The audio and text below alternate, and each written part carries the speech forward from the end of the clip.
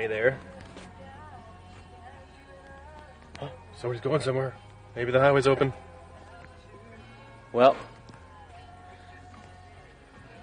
I got the Outlaw station on. Sirius Radio. It's a great station. I heard John Prine chatting with his friend earlier and playing some tunes. Now that was a real treat. I'll show you around. Can you tell that being in America has been affecting my accent? Alright, so this is kind of a cool little river area. I'm going to take a little walk over there. It's like a recreation area. Sterling, Colorado. Then over here, open up the moonroof. What the fuck? Oh yeah. Oops, shouldn't be swearing on my Periscope. So, you see truckers over there? That's the visitor center behind me. So, alright.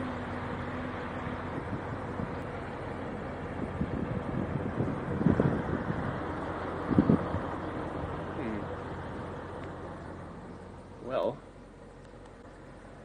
based on the fact that people are suddenly moving since I started this Periscope, see this guy's going back to his truck, that maybe they opened Highway 6 going east. So apparently there's some snow up ahead between here and Nebraska, and this part of Colorado looks identical to Nebraska, but apparently if there's any snow on such a flat plateau like this, that it just wings around and makes blizzard scenarios, such as when I was in Montana that time. See trucks moving. Anyway. Yeah, so it's beautiful here. It's nice and sunny, actually, but traffic is not moving unless they open it up just momentarily, just moments ago. But Interstate 76, I think will be closed for a while. But Highway 6 I may be able to take east. Anyway. So yeah, a bit of a delay here in Sterling, Colorado, and after Denver, heading east, pretty much Colorado just becomes Nebraska.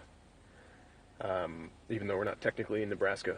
So we are in this massive plateau. This huge plateau.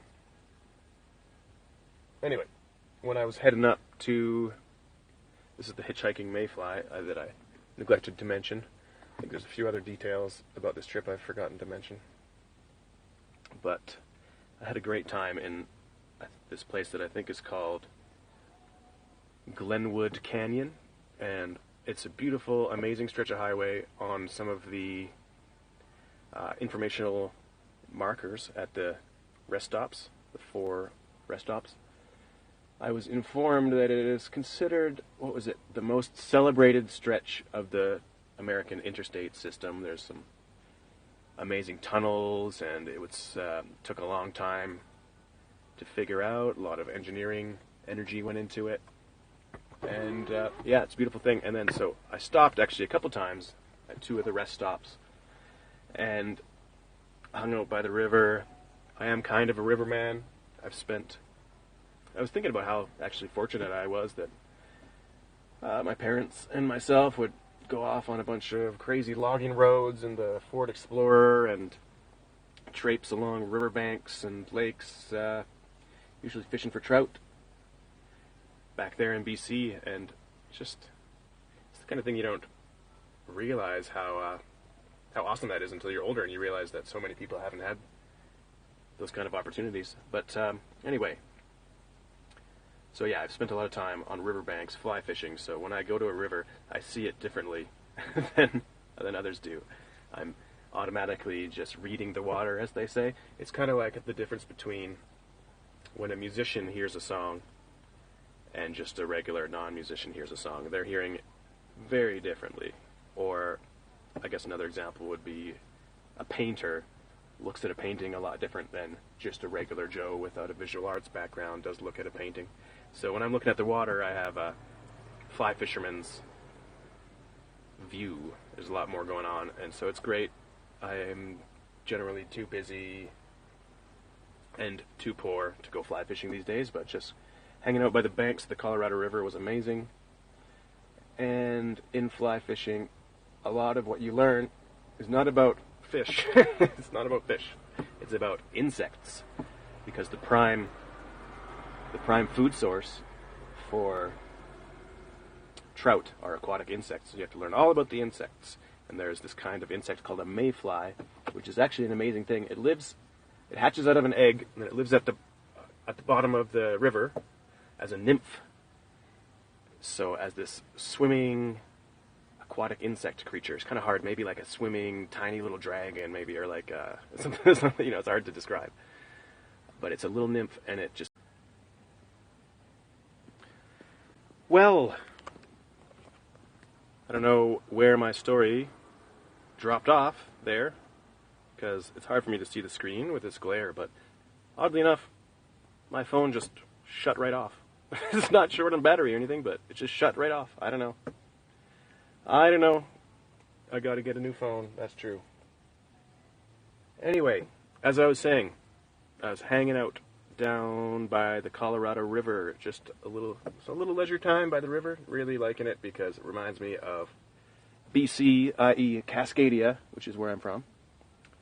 And I love rivers, and I was explaining about mayflies. Mayflies live as a nymph, swimming around the bottom of the river, eating plankton, and then the whole subspecies knows at the same time to swim up to the surface, crack their skin open, climb out, and then stretch out these wings like a sail on a sailboat, like straight up.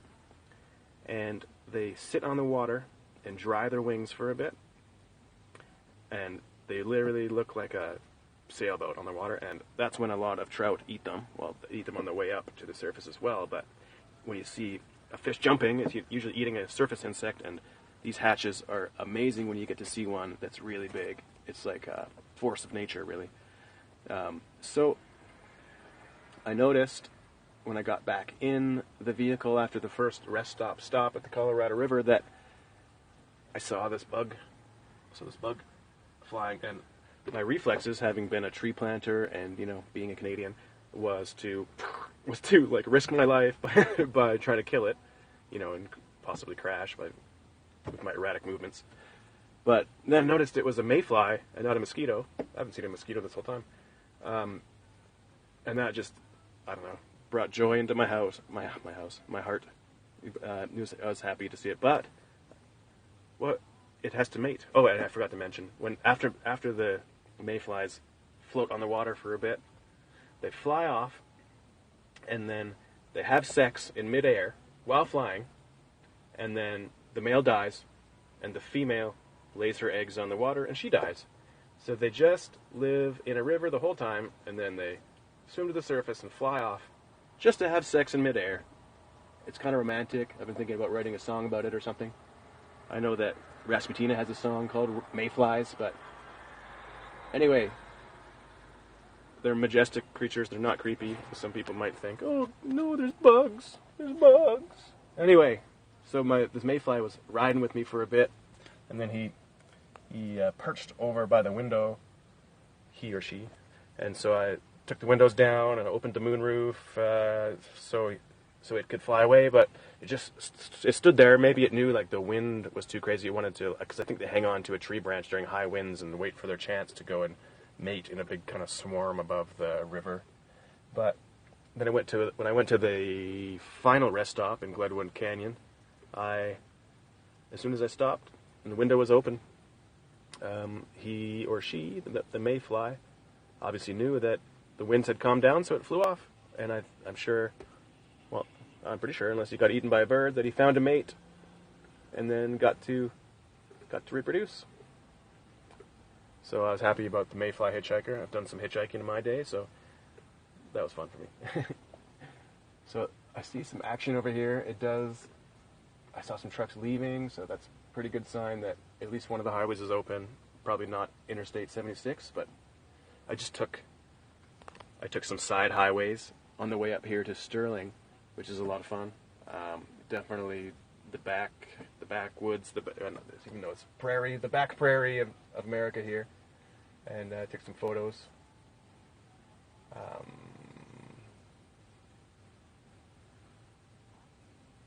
Yeah, I don't know. Last night I slept in the hostel. I had some vivid dreams. I had to wake up and feed the meter, come back, go back to sleep, have a vivid dream, wake up again, feed the parking meter again. So I'm somewhat rested. I was going to take a nap before these trucks started moving. Yeah, I'm a little bit behind, but I'm enjoying myself. I think I'm going to actually take a little walk. I'm not going to be in a rush. I'm not going to be in go mode. I'm going to take a little walk in this recreation area and then see if that highway is open. Well, look, you can see it. You can see behind me. There's the truckers. You can see them go behind me. If they're moving, then that's a good sign that the highway is open again. Oh yeah, I should also mention that when I was rolling into Denver, did I mention this? Yeah, I don't have proper winter tires, but I was pretty scared, and it was some crazy ass snow. And then I got to this place called Georgetown, and it was fine after that, but I was actually quite nervous about the whole thing, going through these crazy winter conditions without proper winter tires. Probably the worst kind of tires for that. Anyway, signing off. That's my story. Sticking to it. RamblerRogue. Don't forget, if you made it this far, to please follow me on Twitter. Rambler_Rogue